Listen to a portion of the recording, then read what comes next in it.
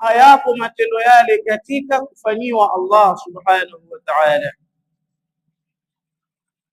La budda an yakuna al-amal au an takuna al-amal salimatan min ar-riya' was-sum'a, mpaka yawe matendo yako yamesalimika kutokamana na riya na kutokamana na sum'a, kwamba wewe wafanya mambo ili upate kusikiwa, wafanya mambo ili upate kuonekana, watu wakuone.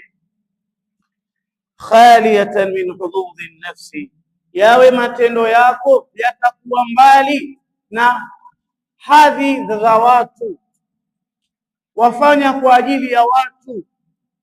Yakiwa matendo yako yatakuwa mbali na muonekano wa watu, kusikika kwa watu, basi ibada ile utakuwa wewe wamfanyia Allah subhanahu wa ta'ala ni ibada makbula, itakuwa ni ibada yenye kukubaliwa.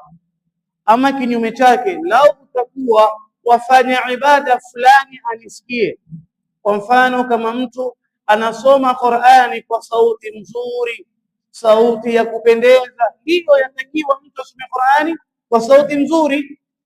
Zainul Qur'ana bi aswatikum, ipambeni Qur'ani kwa sauti zenu. Lakini ikiwa wasoma Qur'ani na kujipamba sauti yako ya Qur'ani ili mtu fulani akusikie, hiyo ndiyo riya. Au watu wa sadaqa ili mtu fulani apate kukuona, hiyo ndiyo riya. Haitokubaliwa matendo hayo mbele Allah subhanahu wa ta'ala. Fa fi sahih al-Bukhari, katika hadith iliyopo kwenye sahih al-Bukhari, يقول النبي صلى الله عليه وسلم إنما الأعمال بالنيات وإنما لكل امرئ ما نوى. Hakika matendo huzingatiwa nia na kila mtu atakwenda kulipwa kutokamana na nia yake aliyokuwa nayo katika moyo. Kwani nia mahali pake ni wapi? Moyoni.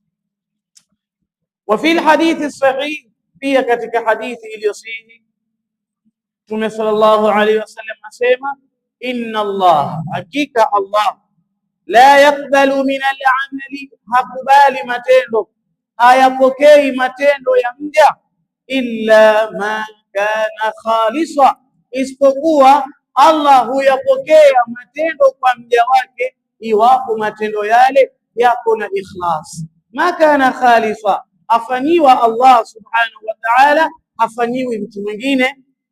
Wabtughiya bihi wajhuhu, akawa anakusudiwa yeye Allah, hakusudiwi mtu mwingine. Matendo yale